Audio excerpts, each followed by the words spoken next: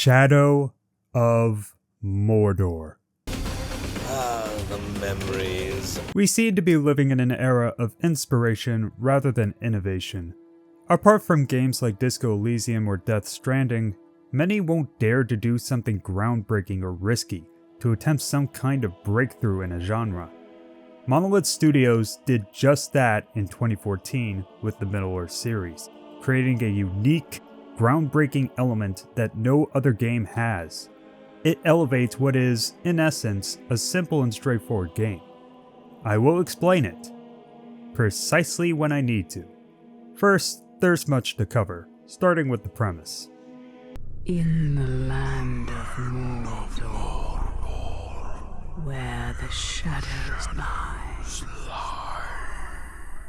It was here, on the slopes of Mount Doom, that the Dark Lord Sauron was defeated by a last alliance of men and elves. It's been many years since Sauron's downfall, and about 60 years before The Lord of the Rings. You play as Talion, a loving father and husband who commands the rangers guarding the Black Gate. He and his wife dream of escaping their occupation, but that dream dies when Sauron's forces return. Put the sword down, Ranger.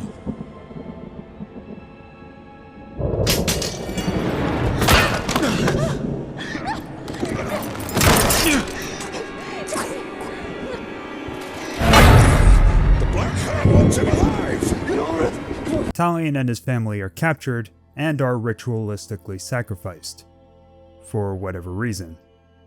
Talion wakes up in Mordor alongside a mysterious, corporeal stranger. You are banished from death, cast adrift between the worlds of light and dark.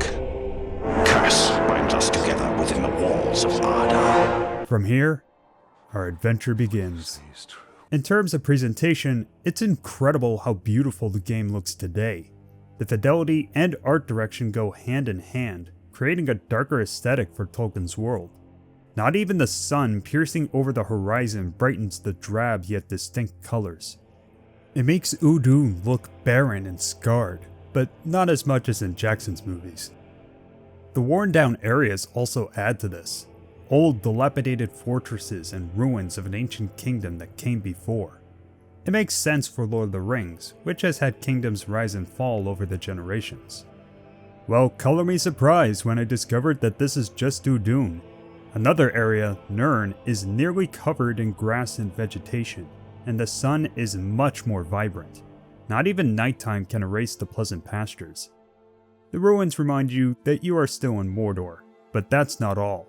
Both have dangerous predators like the Caragors, aka dogs which are teeth, and Graugs, which are Rancors from Star Wars.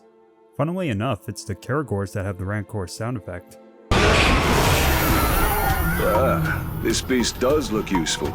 Nighttime doesn't really add much to the darker tone, but it still looks cool. Nighttime with rain is my favorite, especially with how they affect cloaks in a similar fashion to Arkham Knight. What really sells the dark tone are the Orcs. Their designs are the right combination of hideous and ferocious. They keep human slaves whom they treat like dirt, and will even kill if provoked. At times, they will even kick the corpses of their own soldiers, which is rare, but still. The other characters are well designed too. Most humans, especially the outcast faction, look gaunt and dirty. It is fitting since they abandoned their posts at the Black Gate for, ironically, free lives. As for the main characters, Talion usually has a neutral, dour stare, with the slightest hints of smiles and occasional outbursts. Meanwhile, our Wraith friend looks like an ethereal 70-year-old grandpa, and will act like it too. They contrast each other visually and will do so audibly. To an extent. The sound design and music are also fantastic. In combat, you can hear how distinct each weapon is. The dagger can go from quick and efficient to being buried deep in orc flesh. The animations also help sell the effects. We'll be out of holes!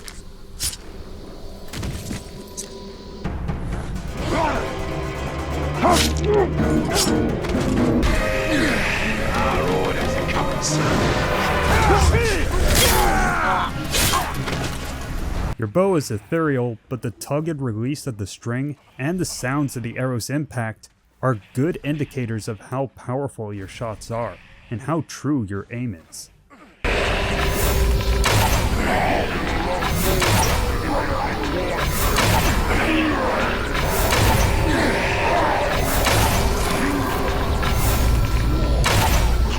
The sword can initially sound like you're making minor cuts, stabs, and knee strikes just to whittle an enemy down. But the instant take... Sorry, wrong franchise. Executions sound and look brutal, even giving Peter Jackson a run for his money. I can't get something up.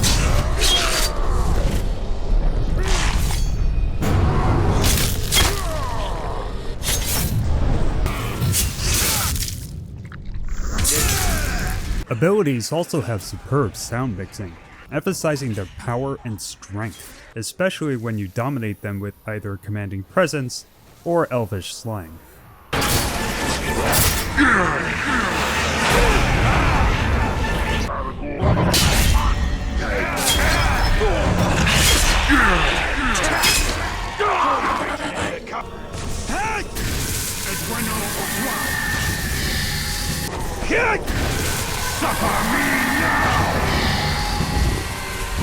One minor but cool effect is when your health is low.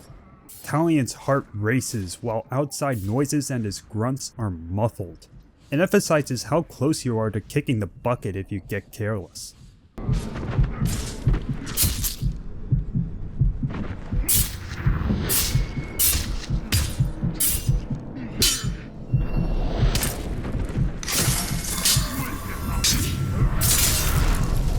The music's quality comes from the distinct themes, even for the predators. Caragors have an upbeat, tribal track.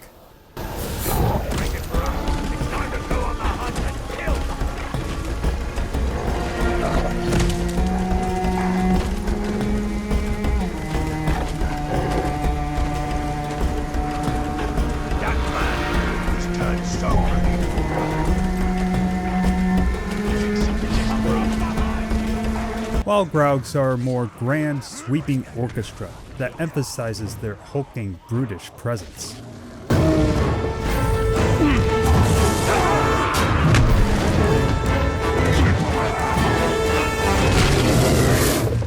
There are a couple of battle themes when fighting major enemies, the first one being my favorite.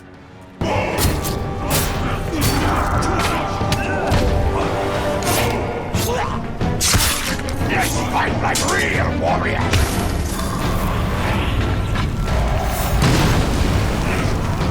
Take it! You won't catch me with simple tricks!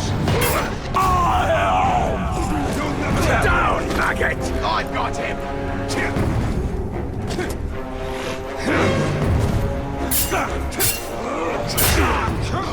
Show me who's worthy!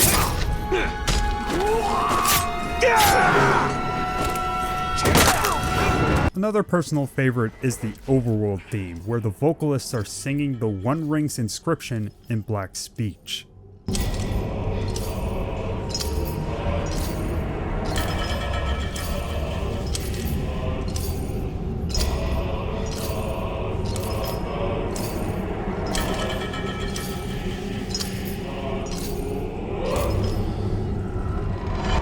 It's an excellent variety of musical motifs, all well composed, and a couple stick with me to this very day.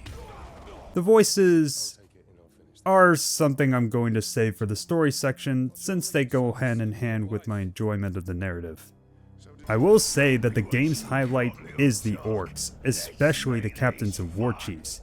They have a wide range of personalities, some of which are just jabs at Talion or our Wraith friend, while others are just... listen for yourselves. You're a scrawny one! This gonna be easy! Should I be impressed that you picked a few weaklings here and there? Face me and die!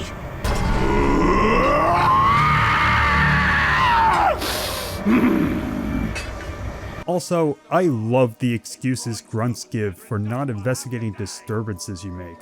There are the occasional, "I guess it's just my imagination"-esque lines, but the Orcs' delivery still makes them entertaining. I need a drink left, Grog. I'm hearing things. You're always so jumpy. Tools, whatever it was. It doesn't dare face me. Well, if it was something, then it better stay away!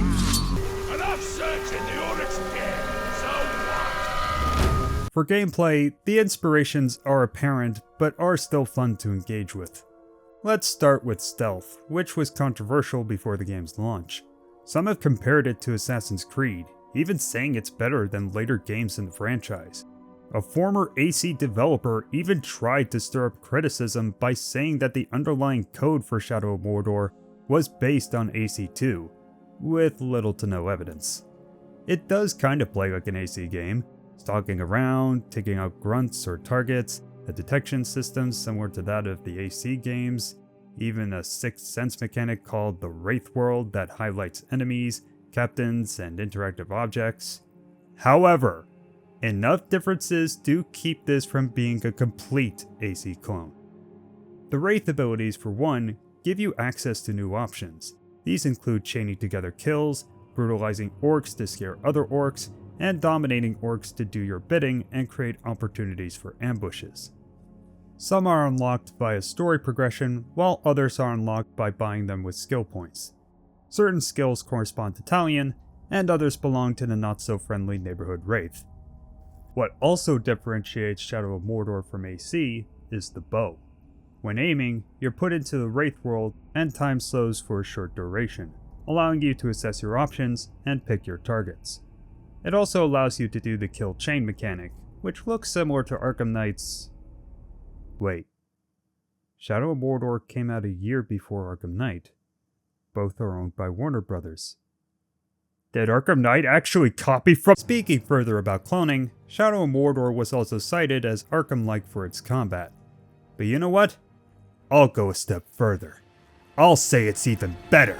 That's right, Shadow of Mordor's is better for one reason and one alone. The ability to cancel a ground takedown to counter an enemy. 10 out of 10 mechanic. Arkham series, eat your heart out! Okay. In all seriousness, the ability to stop a ground takedown to counter an enemy is a lifesaver. You have no idea how many times in the Arkham series I got to a ground takedown just to be smacked by an enemy right next to me. But yes, Shadow of Mordor indeed took inspiration from its cousin. Counters, stuns that lead to multiple strikes, they came from the same grandparent, so I don't care. There are Wraith abilities that are very similar to special moves from Arkham Asylum, but Shadow of Mordor's are better because I felt like I needed to use most of them, whereas in the Arkham series, you can get away with using just 2. What truly sets the two apart is their overall feel. Where the Arkham series has been consistently quick, smooth, and responsive, Shadow of Mordor is slower and more deliberate, emphasizing the weight of your sword strikes. Also, the latter's combat is much easier. I will admit that part of it is because of difficulty modifiers, but even with those off, I had very little trouble. This is very different from my first experiences on the PS4, where I was on the verge of dying more than once. Here, I only died 4 times, and only in the DLCs. There were times where Talion didn't seem to register that I was trying to counter or execute, but they were few and far between.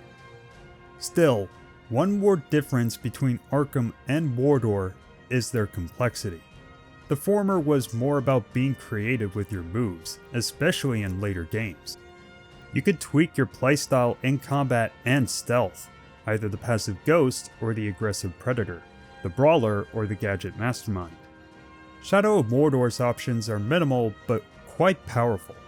It's more the question of what do I need in this situation, not do I want to go in elegantly, bombastically, or a little of both. There are varying enemy types, but they somewhat lack visual clarity. Shield guys you need to vault over, regular enemies you can fight straight on, and berserkers with twin sickles you either Wraith Blast or counter. The problem is that the enemies aren't very distinct besides those weapons, so I got headbutted more than once because I didn't see the sickles. The more visually distinct enemies are the captains and war chiefs, with armor plating and more potent versions of weapons. Oh, and beast combat. Your Wraith Pal can help you possess the Caragors and Graugs you encounter. The former mostly helps roam around areas faster, but can fight side by side or as your mount. And with a pack of them, you're basically an alpha wolf. The latter is very durable and smashes enemies like the Hulk. Both creatures need to munch on orcs like tortilla chips to stay alive. The only enemy that can't be possessed, at least in the base game, are ghouls, whose real threat is coming in numbers to whittle your health away. Unless, of course, the ghoul happens to be a matron. Then there's exploration, and there's not much to it. It's mainly just running around to get to missions or hunting down captains.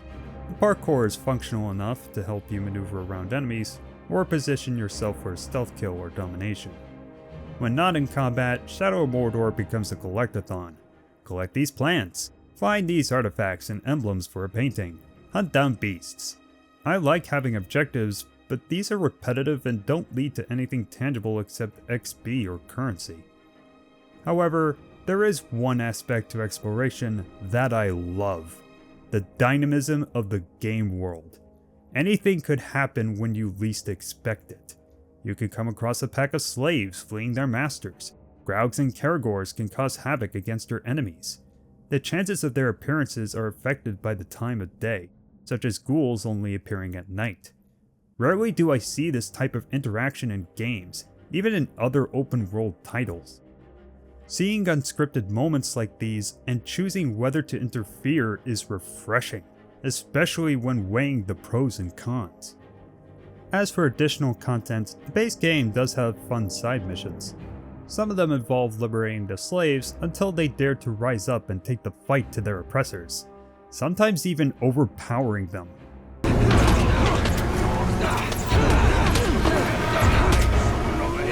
Oh my lord. What can anyone do against such reckless hate? There are also missions somewhat tailored to your weapons. The dagger missions are all stealth-based, with occasional use of your bow or other abilities. Yet, a few sword challenges can be handled by stealth, or at least approaching with stealth. It's weird, but welcome. Their only purpose is to earn Mirian, which is primarily used to buy upgrades to your health, focus, arrow capacity, etc. You could also earn a little extra by completing side objectives in each mission, but it isn't much, so why bother? Then there's the DLC, with their own missions, collectibles, and side quests to pursue. Lord of the Hunt introduces new predators such as stealthy Karagath and a Graug that pukes. You can even control the ghoul hordes. A few war chiefs have tamed Mordor's wildlife and will take offense if you kill or control their pets. Stop me! No! Me only friend! I smash you for this! Smash until dead! These ghouls are mine! However you've poisoned them, I will suck it out! The Bright Lord DLC has you playing the very much alive Wraith during his uprising against Sauron, with a more limited moveset but modified to dominate orcs. And you'll need to in order to power up your ultimate ability, which lets you cheat the game.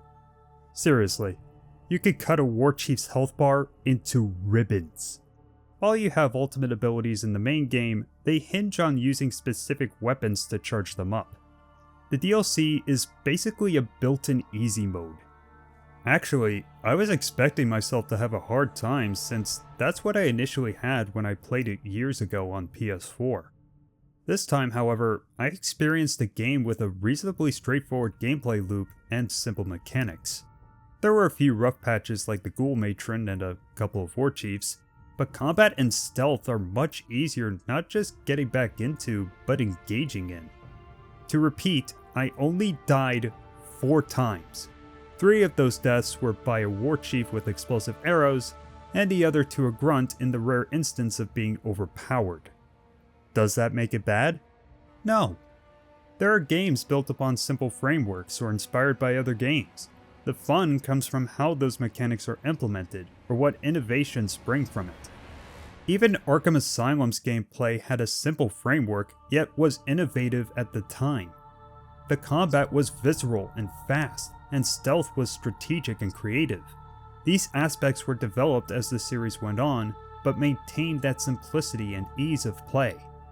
So, how does Shadow of Mordor make up for its simplicity and ease of gameplay? What does this game have that other games don't and probably never will? What bumps the gameplay up from an 8 at best to an 11 out of 10? The Nemesis system. How does it work? All the captains and war chiefs are randomly generated with their own strengths, abilities, and triggers that make them stronger than normal orcs. Yet, with those also come weaknesses to exploit, terrify, or bring their demise. These attributes aren't known immediately, but are found out by either fighting them or gathering intel from worms, slaves, and documents lying around. Also, the Nemesis system does as its name implies, create nemeses. Captains will remember you if you survive an initial encounter, exploit their weaknesses, and even your recent actions. I'll strip the pelt from your Caragor and place your head on it. This time you leave your beast behind, but you will not live to regret that. If it wasn't for that wall of fire, I'd have cut you to pieces last time. But it can't help you now. Maybe this time I'll tie you down to stop you running. But that's not all. Even if you beat them, that doesn't mean you've killed them. They may come back and be forever changed by the experience. Man, give me new scar. I give you bigger scar. Personally, I'm not too invested in the create your own nemesis bit. I don't always remember these guys after I fight them. You took everything from me. I don't even know who you are. However, I do like having different captains to fight. I'm not a huge fan of random generation, especially in games like Payday 2. But here, it's implemented really well. It forces you to adjust your approach and ensure that you don't commit to one playstyle. It also boosts the playthrough's longevity since new captains come in when you pass the time or die. Actually, you can't really die, so it's more like putting you in a painful timeout. However, what I loved about the Nemesis system above all else is the exploration of orc culture. In the movies and books, we don't get much insight into orcs except that they're a twisted race who revere war and death, while also being Tolkien's gripe with over-industrialization. Shadow of Mordor doesn't contradict these points, but gives them more depth. Captains hold feasts, hunt down beasts, recruit orcs with threats, and even fight each other in duels to the death. They are the dark warrior race Tolkien and Jackson made them out to be, and we're involving ourselves in it. You can kill the captains yourself, or you can use indirect means like poisoning grog, and watch as their own goons kill their superiors. After you get domination though, you become a puppet master. You can mind trick captains and have them go on missions to fight their kind, or let them do hunts to buff their levels. Most importantly, you can have a captain become a part of a war chief's entourage only to stab him in the back and become one himself. You can even dominate bodyguards or recruit the war chiefs themselves.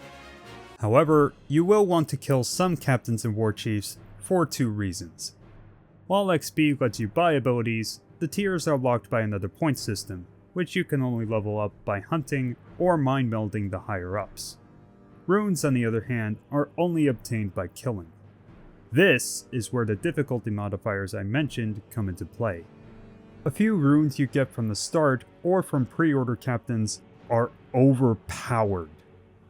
One doubles the damage you do to war chiefs, while another scares off grunts when helping them meet their demise. Still, even with these taken away, the fights were manageable. Besides those, the other runes are okay. They give a few good buffs, such as dominations that give you more arrows, but most are just helpful passives. You can get epic runes and increase your chances of getting them by sending threats, which increase a captain's level and might replace one of their weaknesses. Still, there's nothing significant or game-changing. Except for one. One only available in the Bright Lord DLC. There you get Shadow Domination, which is a Shadow Strike that chains dominations together. The rune in question modifies Shadow Dominations to give you some arrows back. At first I thought, neat. But then I began Shadow Dominating, then doing it again, and again, and again, and again. You have unlimited arrows, unlimited shadow brands, unlimited power. So, it is broken, and I love it. I just wish there were more like it in the base game.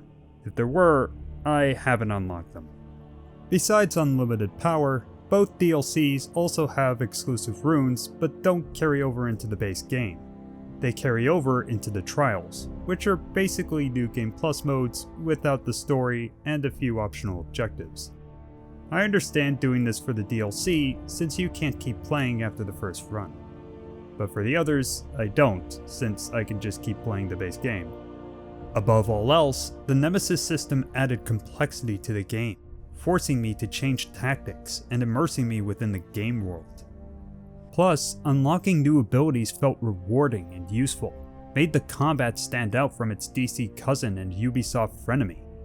These mechanics kept the game from feeling dull and monotonous. I wish I could say the same for the story. The plot is very straightforward and to the point, and when I mean to the point, I mean it. Cutscenes in this game are short. The longest one is less than 1.5 minutes. This is the antithesis of Metal Gear Solid cutscenes, and those games are really just movies with gameplay wedged in between. The story just wants to get to the gameplay and not leave any time to engage with the narrative. It left me feeling almost nothing towards it, even though there are intricacies that could have been explored. The feeling of nothingness extends to the dialogue and delivery. The voice actors do their jobs well and are well-known names in the industry. Troy Baker voices the dour Italian, who is always willing to help those in need while being vehement towards orcs and anything he sees as evil. He Who Must Not Be Spoiled, voiced by Alistair Duncan, is more of a pragmatic man. He usually sees what happens as the nature of reality or a way to further his goals. Well, this doesn't bode well. Don't you see? The prisoner created a distraction. Why do we chase these dreams? They offer no answers, only more questions! These are not mere dreams. With each vision, my power grows stronger. These men are not soldiers. They are not ready to die. All things that live must die. Man alone faces the mystery of what is beyond death. I make it sound like the game sets a great dynamic between the two, but remember what I said about the cutscene's brevity. Part of how short they are is because the dialogue itself is short. Talion and Ethereal Gramps exchange 2 sentences at least, and the narrative doesn't dive deep into their rocky friendship. But it's not just them. The bare minimum of lines these characters exchange is about 4 to 7. And I haven't even gotten to the delivery. Most characters in this game are some shade of stoic, displaying little to no emotion or tone. Here's an exchange between a character named Hirgon and his wife. You saw what these monsters are capable of. It is madness to stay here. Yes, but circumstances have changed. Don't you see we have him on our side now? Why would he want to help us? Weeks ago, he was our enemy. Talion, ready to pick that fight?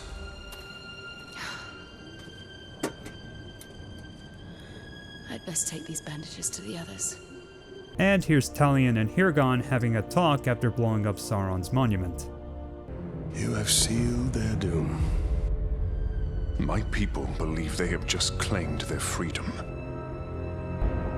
Is that what you told them? Men need hope. I just gave them what they asked for. Then your men need their leader. I felt one thing from the latter exchange. Awkwardness.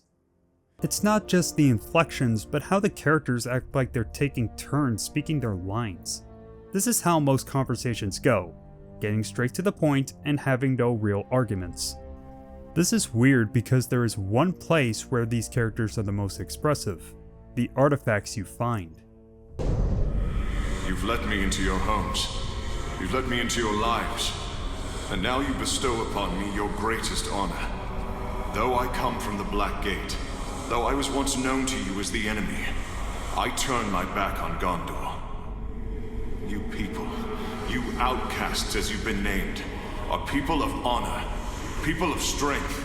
I don't mind when it's one or two characters who are brief and to the point, surrounded by characters who don't know when to keep their mouths shut.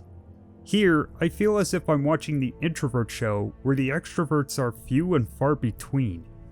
And when I say the extroverts are few, I mean it. One of them is Ratbag, played by Phil Lamar, who is there to introduce you to how orc society functions. He feigns being a tough and mean orc. In reality, he's a coward. But he's a lovable one. Once the war chief hears of my victory, he'll make me his personal bodyguard. And how does this help me? A backstabbing bodyguard? I'll take care of one of the war chiefs for you. You do the other four on your own. Then we'll meet at the training camp, right? I'll make sure the war chief is there when you're ready for him. Man, I sure hope that he stays to be a long-term member of the coward. Never mind. The second is Torvin, played by Adam Crosdell, aka the best character in the game. Hunt! It's not about rules, my captain. We're not going to line up and have someone play with our lives. It's about instinct. And it's about guts. Which, as you can see, I know a thing or two about. Remember, hunt. Respect is earned. Who knows? He'll even call you sir, eh? The great injustice is that we don't play as him in the Lord of the Hunt DLC. While he is optimistic, he has also faced tragic losses, especially his brother in their hunt for the giant Graug. Torvin is a more well-rounded character than most of the cast, and stands out because of that. Oh, there's also Gollum, played by Andy Serkis. If you've seen his performance in the movies, he does what you'd expect, and then some. Precious. It showed us. It showed us treasures of the Bright Master. No more riddles. Yes, we swore. We swore to serve the Bright Master. Who likes the Bright Master, the royal one? Smells sweet, like flopping fishes. But filthy tricksy ranger comes along. Craggy ranger, smelly stinky ranger. He hurts us, he steals from us like Bagginses. The only other expressive characters are the captains and war chiefs. Their varying personalities, voice lines, and quirks are just 5 times better. And yet, Talion is the introverted personality hunting down all the extroverts standing in his way. This is an introvert's dream come true. The only other character explored in depth is Wraithy McWraitherton. He is an interesting character with a backstory that ties into Lord of the Rings lore, but how the story is handled both in the DLC and the main game is, well, it's better to show and tell. Which means, of course, spoilers. If you don't want that, go to here.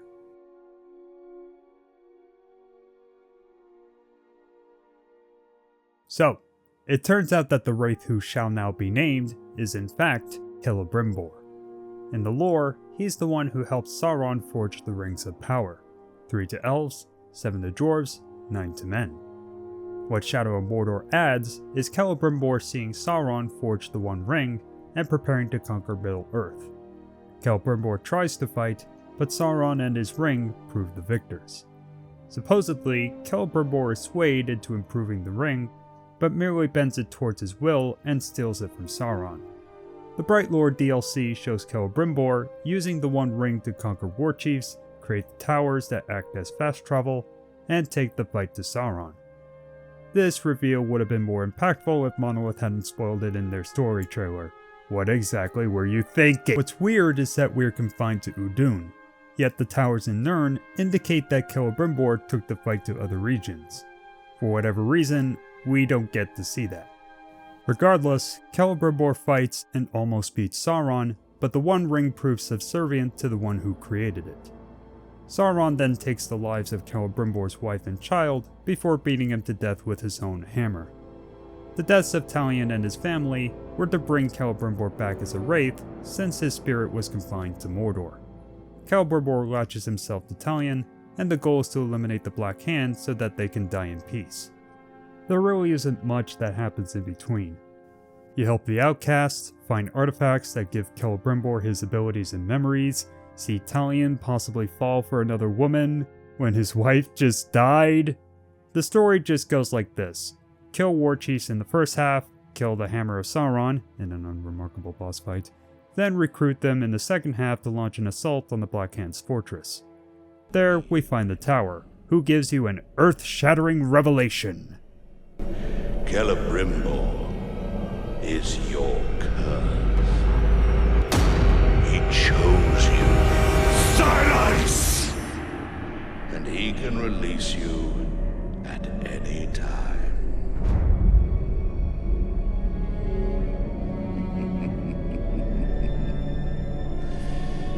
Yes, that's all you are, Ranger. A vessel for the Ringmaker. What happens after is a stealth fight, which is also unremarkable, and you win. You said we were cursed. You deceived me. It was Sauron's doing. This was your doing! I should have died with my family. I thought you wanted revenge. I can't leave you. But there is only one way to close the circle. The Black Hand remains. Not for long. Wait, that's it? Get angry and then just go with Celebrimbor's suggestion?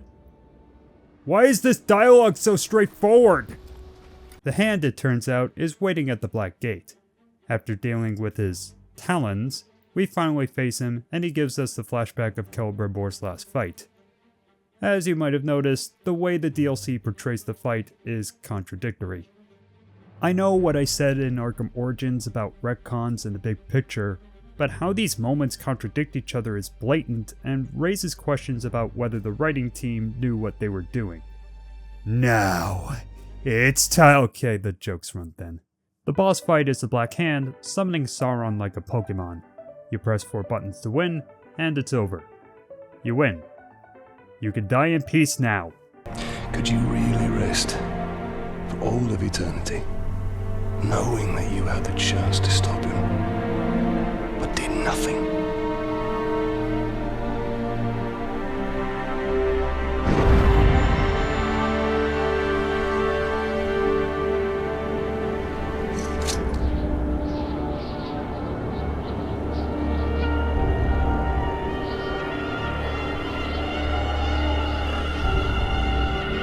Time has come for a new ring. Stop the footage! Why? What reason do you have to stay? 1 minute ago you were saying, And at last I can die, and none will avenge me. Now 4 QuickTime buttons later, you want to keep going? There is extra dialogue confirming that this was the plan all along. Monolith was planning for a sequel, or Warner Brothers wanted one. There will be no medals for us, Celebrimbor. No honor or glory. Let those who come after take the glory. We must keep hope alive long enough for them to have that chance.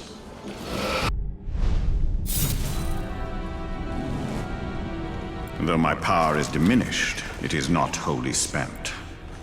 We will not abandon Middle-earth and depart into the West until the Betrayer and all his works are undone. Still, the way they went about it feels so arbitrary. Unless, and this is just a hypothetical, this is not Talion speaking, but Celebrimbor. The Bright Lord DLC shows him falling to the dark side as he uses the One Ring. Whatever good intentions he started with quickly diminish as the war with Sauron rages. You will never leave this land. I will bind your soul to Mordor. You will find no release, no peace, no victory. You will never see your family again. Your threats will turn to dust as I take everything from you. Your ring, your armies, your power, all mine! The ritualistic sacrifice even confirms that Celebrimbor never lost his memory and intentionally latched to Talion. Finally, all will fear me and rejoice. It may be possible that Celebrimbor's tainted presence and flashbacks were subconsciously influencing Talion, slowly converting him to be a full-on Sauron hater. Celebrimbor can get his revenge, and maybe conquer Middle-earth. I don't know. It's not a foolproof explanation, but it's better than saying the story was a last-minute idea. Still, even with the story and dialogue being straightforward and almost empty, I still enjoyed playing the game. It is simple, but has a variety of valuable and flashy abilities. Not to mention, the Nemesis system kept me on my toes, forcing me to tailor approaches to whomever I faced and immerse me into orc culture in ways not even the movies could. If you're not much of a story person and just want to get into the gameplay, you'll have a great time. If you want a good story, you could have fun creating your own with the orc captains and war chiefs.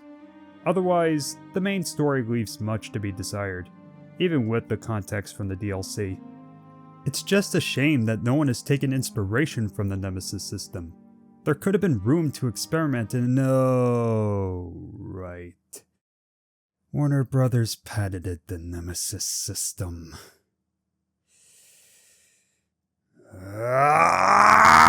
Anyways, thanks for watching. For those just finding me through this video, I'm currently reviewing every Sherlock Holmes game created by Frogwares. I just did this as a mental break because the last game... well, watch it for yourselves. The next video will be another Sherlock Holmes game, but if you're confused about how I'm conducting this schedule, I've posted my intentions on the community tab and am posting when videos are scheduled to come out. Thanks again, and welcome aboard. Have a blessed day.